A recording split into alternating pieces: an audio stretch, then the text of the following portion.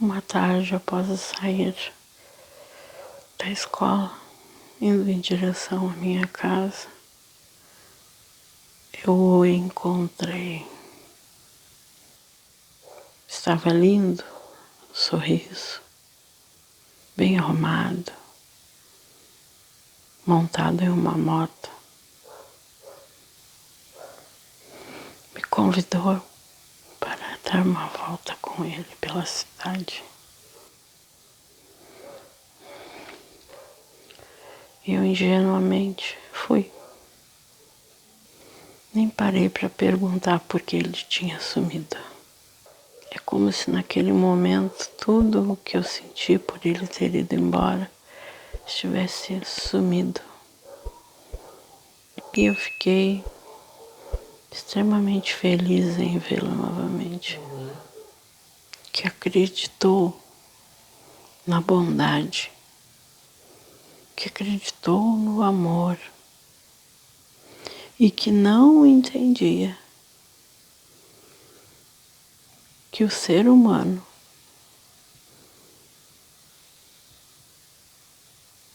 poderia chegar a um ato desses.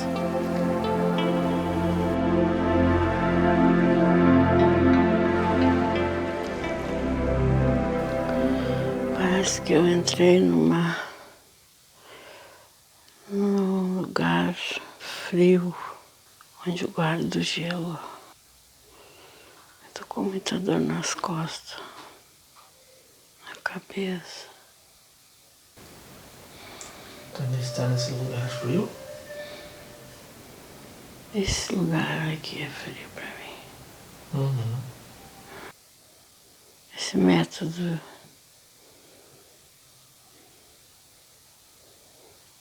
é muito estranho pra mim. Sentir assim, pra poder falar. É dor nas costas, dor na cabeça. E um frio. Me sinto balando. Tu te lembra como é que tu estava antes?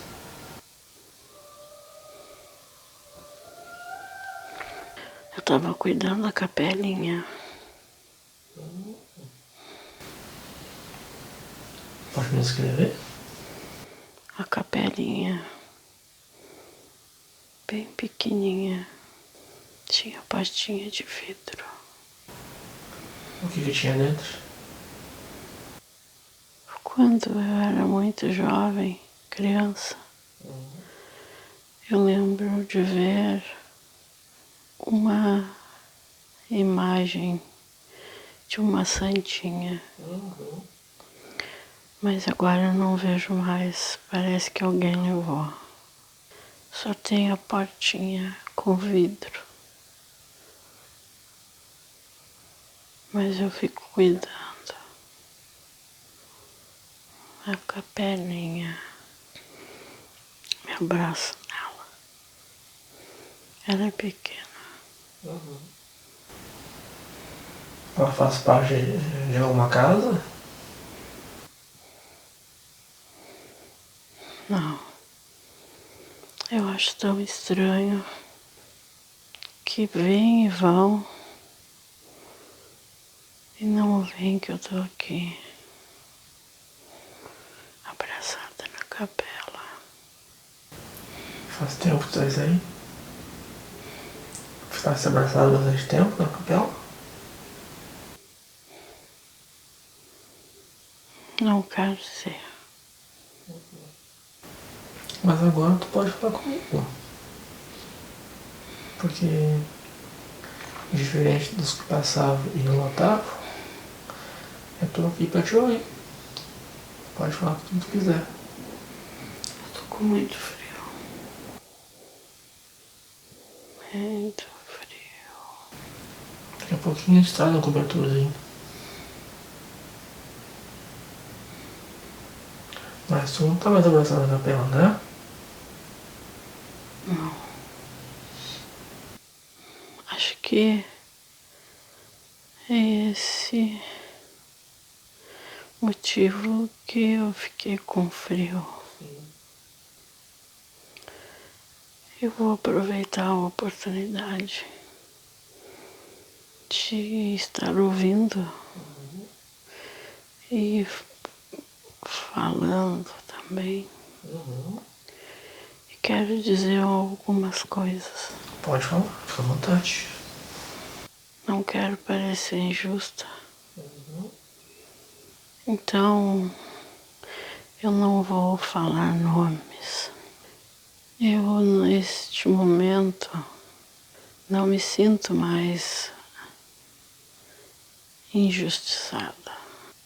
Agora, diferente de antes, eu acredito que não houve injustiça.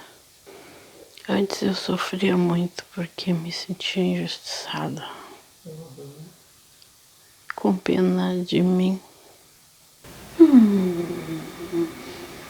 Pode me dizer por que se sente assim? Porque eu acreditava que tinha sido vítima de injustiça. Que aquele momento não era um momento certo, não era o lugar certo e eu não era a pessoa que deveria ter sofrido aquela má sorte. E quando nós nos sentimos injustiçados, temos a tendência de procurar e acreditar na conta de algumas pessoas. Hoje eu entendo que o que aconteceu foi uma sequência de fatores e que eu também contribuí favoravelmente para o desfecho final. Todo o sofrimento que passei por um tempo me sentia vítima. Depois comecei a entender, pensar melhor. Procurei voltar no tempo, dias antes do acontecido, momentos antes. Aí eu vi que faltava alguma coisa. Então eu voltei meses antes. E mesmo assim não encontrava resposta. E somente quando eu voltei anos atrás, eu fiz uma análise minuciosa. Aí eu entendi. Entendi que às vezes os atos, por pequenos que sejam, as escolhas, somando tudo com o tempo, lá na frente, aquilo que parecia tão bobo e sem sentido, pode, sim, ter um efeito violento, um efeito. E como é que tu te sentisse fazendo essa descoberta? Me senti. Eu senti vergonha. Por quê? E nojo de mim. Fazer essa análise me levou a um lugar difícil. Então eu percebi que eu não era vítima. É que a gente faz as coisas sem perceber, né? As escolhas, como tu falou, a gente não se dá de conta. E quando eu entendi isso, eu comecei a pensar se fosse diferente. O que acontecia? É como se eu tivesse feito uma história com um final diferente, na verdade. Isso é. Eu fui convidada por uma amiga a ficar na casa dela, porque morando com ela eu ia ter acesso a uma escola onde eu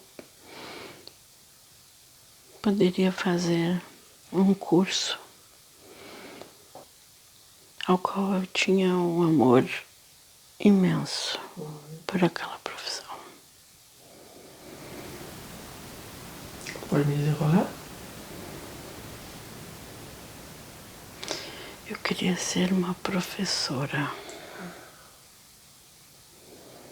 ensinar a criança a dar os primeiros passos no mundo da leitura. É lindo mesmo. É muito difícil falar sobre isso.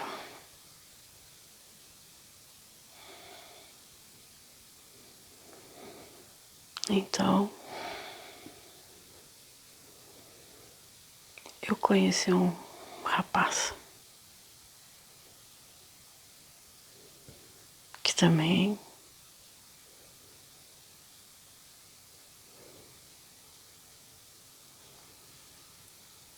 morava próximo ao lugar onde eu morava. E ao final do curso, eu já estava fazendo um estágio numa escola para crianças pequeninas. Crianças que ainda estavam muito ligadas às suas famílias, principalmente as mães. E não tinham um entendimento de nada sobre o mal da humanidade. Eu me envolvi emocionalmente com esse moço, com esse rapaz. E acreditei ser ele uma pessoa, uma boa pessoa. E o tempo passou e ele não veio mais me visitar.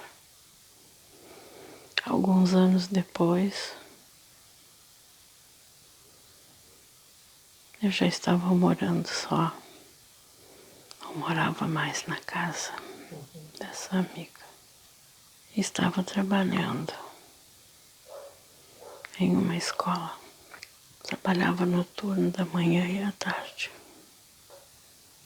Uma tarde, após eu sair da escola, indo em direção à minha casa, eu o encontrei. Estava lindo, sorriso, bem arrumado, montado em uma moto. Me convidou para dar uma volta com ele pela cidade. E eu ingenuamente fui. Nem parei para perguntar por que ele tinha sumido. É como se naquele momento tudo o que eu senti por ele ter ido embora estivesse sumido. E eu fiquei extremamente feliz em vê-lo novamente. A partir deste momento, começamos a nos relacionar. E ele sempre muito interessado pelo meu trabalho, tudo que ocorria durante o momento em que eu estava com as crianças, até o momento que eu voltava para casa. Queria saber detalhadamente tudo que eu fazia, como eram os meus dias. Eu entendia que era muito bom esse interesse Afinal, ele estava querendo fazer parte da minha vida. Sim. E conhecer tudo que eu vivia, o que eu fazia. E saber como eu me sentia. Se eu estava realizada, feliz. Essas coisas. Um certo dia, depois de uma festa do santo que comemora em julho, estávamos voltando para casa. E ele me fez um convite. Não sei se eu posso falar convite. Ele me chamou para ter uma conversa um pouco séria. Quando chegamos em casa, falou que a esposa do seu chefe, eu não consigo lembrar de quem era o chefe, nem o que ele trabalhava. Não lembro. Ele falou que ela já vinha há alguns anos com problemas para ter filhos e que no último ano conseguiu engravidar e ter o bebê, mas que a criança morreu logo após o nascimento. E que isso fazia ela muito infeliz. E que ele, por gostar muito deles, tinha ido fazer uma visita na casa do chefe, da esposa do chefe. E ele, conversando, comentou que eu trabalhava em uma escola, que eu dava aula para pré-escola, para os pequenos. E para outros um pouco maior. Ele disse que nesse momento em que ele falou isso, ele sentiu como se eles tivessem fixado os olhos nele. Então começaram a pensar que isso poderia ajudar de alguma forma, pois era uma escola com crianças muito carentes. Às vezes vinham de famílias numerosas, crianças que faziam refeição na escola, porque não tinham mãe em casa. E que precisavam de tudo e não tinham nada. Muitas crianças iam para casa com o irmão mais velho, que tinha pouco mais de 8 anos. Crianças da pré-escola, com 3 anos, 4 anos, voltando sozinhas para casa com irmãos um pouco mais velhos. Chegavam sujas, com fome, necessitando de todos os cuidados, não tinham nada. E ele sabia porque eu comentava isso. Isso sempre me fez muito infeliz. Eu tentava, às vezes, fazer o dia do conto, levava um livro para cada um. Quando eu pedia, eu comprava um presentinho, alguma coisa que faltava, para tentar ajudar. Mas eram muitas crianças e as necessidades infinitas. E eu me sentia, às vezes, sem forças. Mas, no geral, o trabalho me fazia feliz.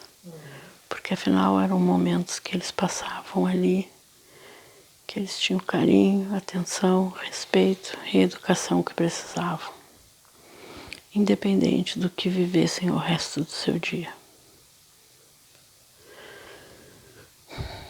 Então, isso tudo que eu relatava, ele levou para eles.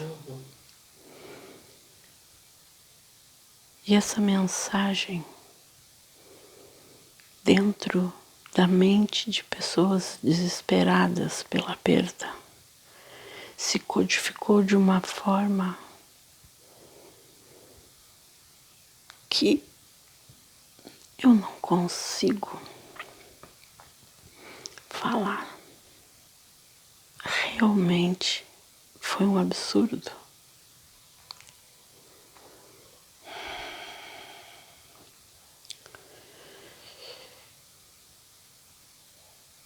Quando eu relatei tudo, eles começaram a armar um plano. Essa criança ia para casa com o irmão um pouquinho mais velho. Era uma menina. Eu não posso dizer o nome.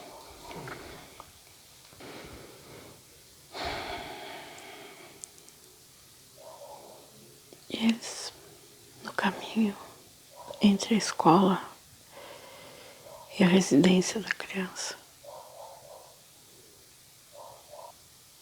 e o meu namorado estava junto.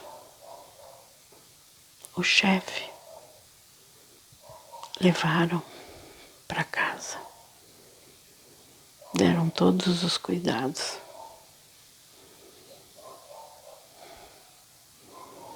Encheram a criança de todos os mimos. Eu lembro que foi muito difícil. A polícia foi até a escola. Eu fiquei muito nervosa, porque eu sabia o que tinha acontecido, não podia falar. Ah, tu sabia também. Nunca aconteceu dele chegar e me contar, fizemos isso, mas eu sabia. Ele me mostrou todos os indícios de que ia fazer isso.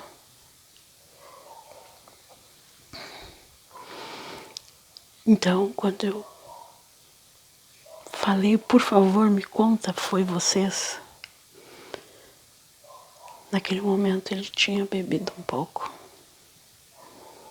Então ele falou, sim, fizemos. E foi melhor para ela, ele disse. Tenho certeza que a mãe nem sentiu falta, pois tem tantos outros. Nem cuida. É incapaz de suprir as necessidades da criança. E eu fiquei em choque. Eu pensei, eu caí numa armadilha. Ele voltou, ele conseguiu armar tudo, porque ele tinha o intuito de fazer o que fez. Eu fiquei em choque. E a criança não apareceu. Sumiu. E por se tratar de uma criança que vivia em um estado de miséria, talvez não tenham dado tanta falta. Mas eu sabia o que tinha acontecido. E eu via o irmãozinho chorando a falta dela. E eu sentia a falta que ela fazia ao lugar que ela pertencia. E não importa se era uma vida de miséria. Era a vida dela, a família dela. Eles não tinham o direito de fazer isso. Por alguns dias, essa dor me consumiu. Então, uma manhã, após tomar um banho, fui até a delegacia e contei tudo.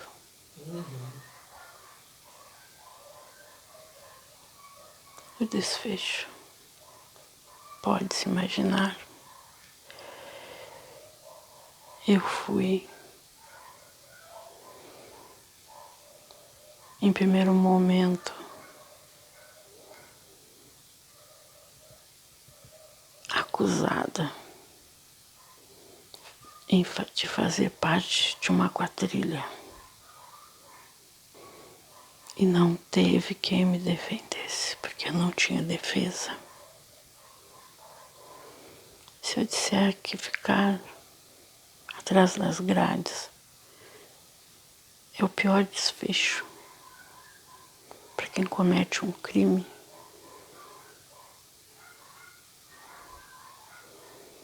eu estou mentindo.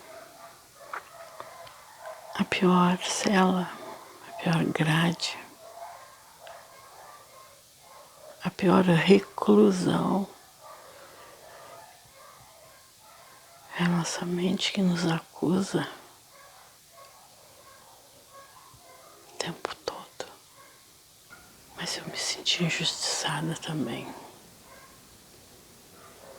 Afinal, eu não fiz parte daquele momento.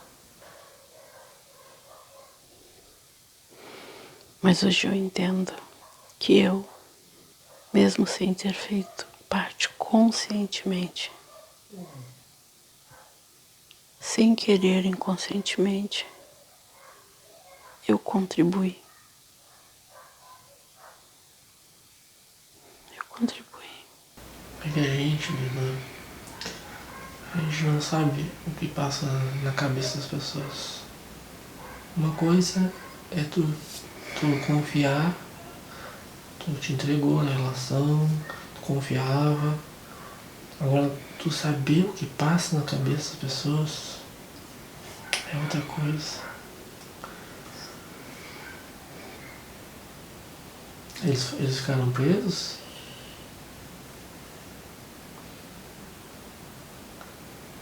Devolveram a guria? Como é que foi?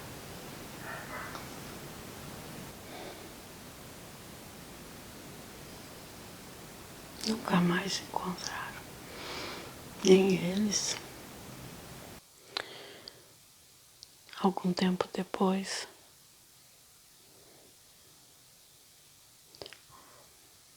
eu descobri que o homem, o chefe do meu namorado,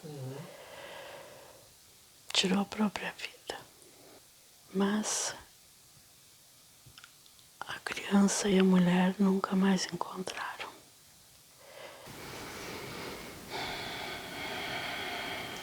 Tá, e o teu namorado, como é que ficou? Também ficou alguns anos atrás das grades. Nunca mais vi.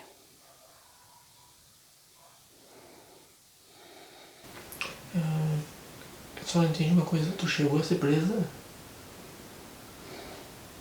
Eles te acusaram, então não estivesse fazendo parte, então. Sim.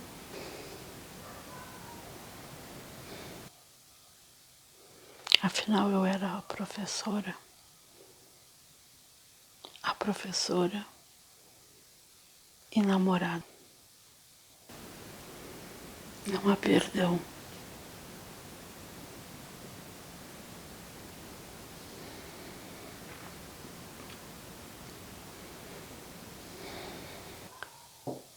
E o tempo que eu pensei que fui injustiçada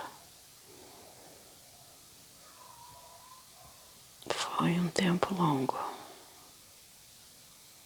Até eu entender que as minhas escolhas me levaram a esse lugar. Eu relatar tudo o que acontecia com as crianças. Todo o meu dia, tudo. Me levaram a esse lugar. E eu não ter denunciado quando tinha tempo me levou a esse lugar. Naquele momento, eu não achei que fosse ter coragem de fazer. gente não acredita até acontecer. Assumir a culpa, veja bem, mesmo não sendo, entre aspas, a culpada. Mas entendo hoje que fui e fiz parte desse crime, paguei e acredito que ainda vou pagar por isso. Não me sinto injustiçada. Me sinto sim uma mulher ingênua que acreditou na bondade, que acreditou no amor e que não entendia que o ser humano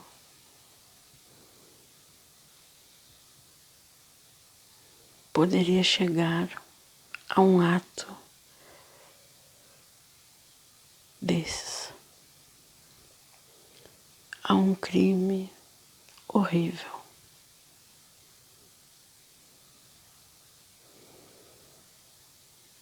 Não acreditava. Esses atos criminosos parecem muito distantes, até que chegam à nossa porta, nos mostrando que qualquer um pode ser capaz, principalmente se for em nome do amor.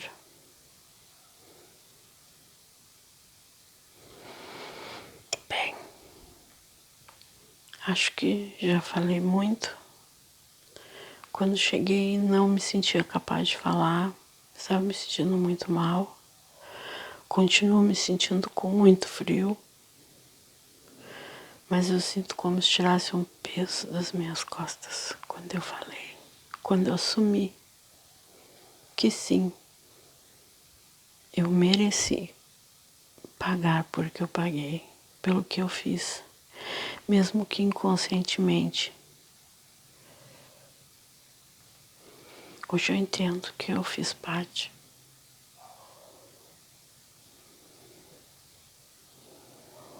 E eu quero, com este meu relato, alertar a todos aqueles que se sentem injustiçados. Façam uma autoanálise, pensem bem, voltem no tempo, analisem tudo para ver se realmente são injustiçados.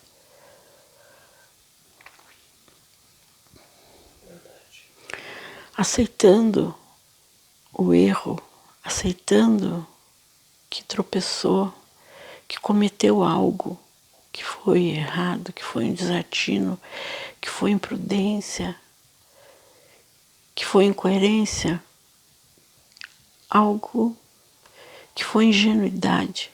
Assumam. Isso vai fazer sentir melhor. Tira essa culpa das costas dos outros. Assume a tua parcela de culpa. Eu hoje acredito que isso seja o começo da cura para essa dor. Eu passei por um longo período para chegar a esse ponto.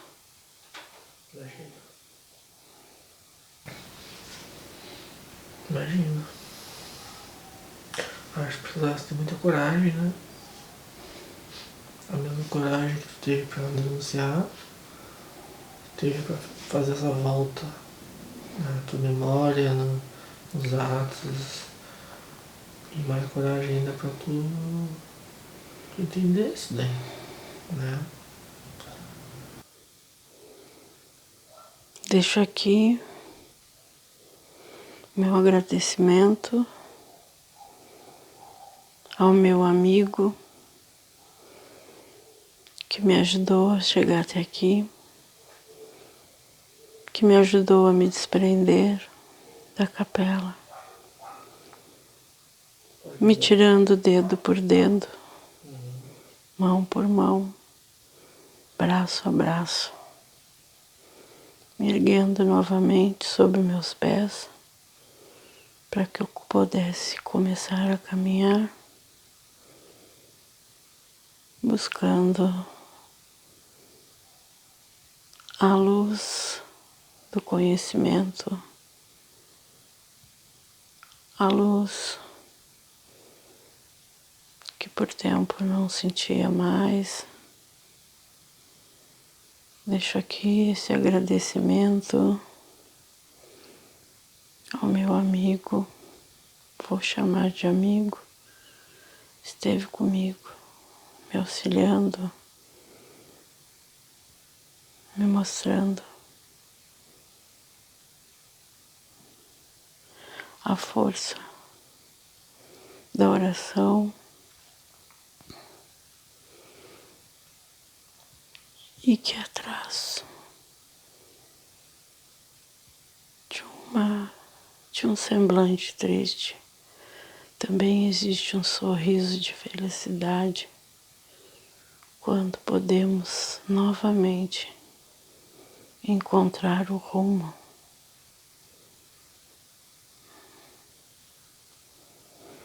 Deixo aqui meu agradecimento ao meu amigo Juan.